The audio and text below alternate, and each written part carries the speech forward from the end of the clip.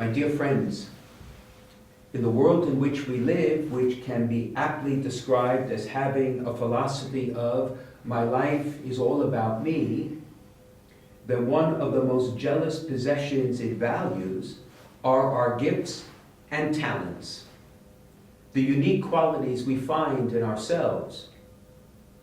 And they're valued precisely because they distinguish us from others. They give us a leg up, if I may say. So those who are talented in music or artistic expression or in the affairs of money or in speech and eloquence, the world values them precisely because they are the paths for us to excel and to get ahead, to make a name, to find a place, to become comfortable.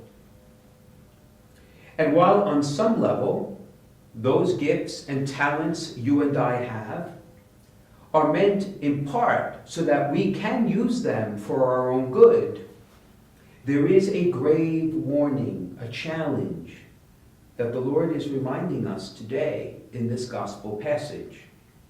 One that gives me, and perhaps you, much fruit for reflection.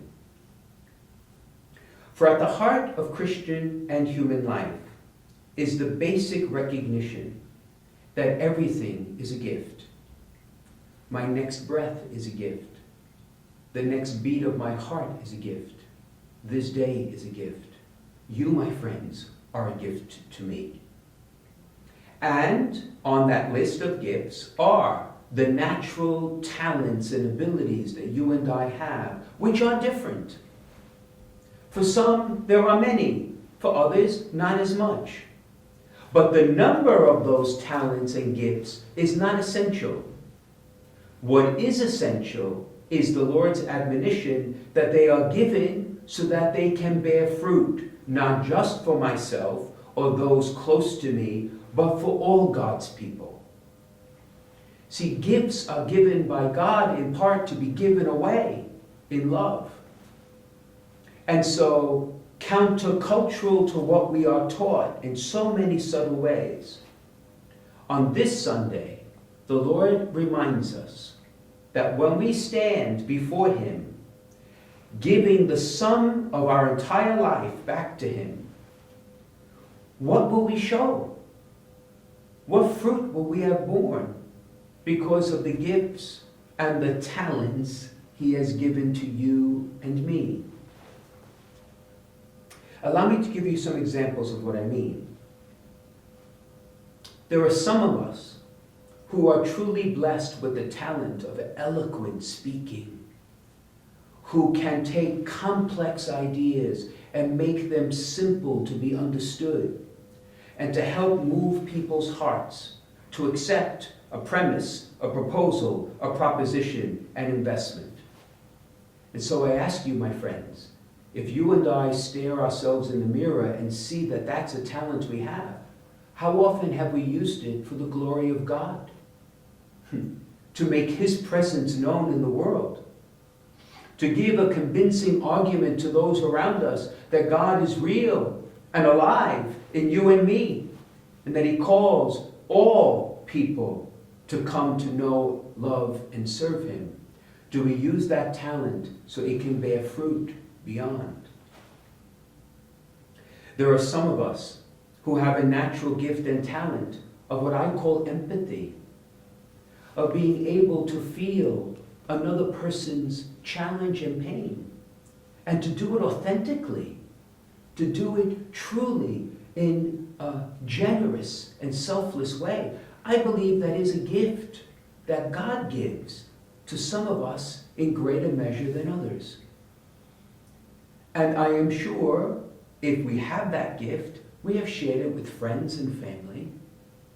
But may I ask, have we shared it with fellow parishioners, with someone we may not know as much or as well, with the young in our midst, with even those we don't like and don't like us?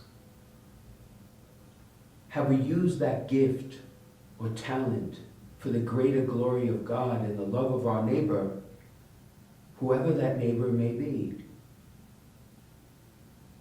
And then there are those in our midst who are talented in the works of business and have reaped the benefit of that, rightfully so, for their own good and the good of their family and neighbors.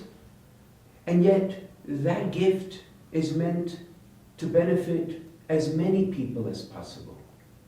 And not just works of charity and generosity, but to teach others, especially the young in our midst, how they can unlock that same gift and talent in their own life. To call others to leadership by sharing the gift of leadership we now have. You see, my friends, in the end, our life is all about giving it away so that others may have greater life. That's what the Lord did on the cross. And sometimes we don't need to do it in an extraordinary, spectacular way, but in the ordinary occasions you and I have to share what God has given us, our natural gifts and talents, to lift others up so that they can do the same with those they meet. The day will come when you and I will stand before the Lord. And perhaps some of us would have been given 5 talents. Some of us 2 talents. Some of us 1 talent. Whatever we were given was a gift to be shared. And I wondered to myself, whenever that day comes, when I stand before the Lord, will I be numbered among those who in the gospel shared 5 and made 5, had 2 and made 2, or had 1 and hid it? Perhaps that's a question all of us could ask ourselves in this coming week. In the end, my friends, what is it that we will offer back to God in the moment when we stand before Him? Let us pray. It will be many talents.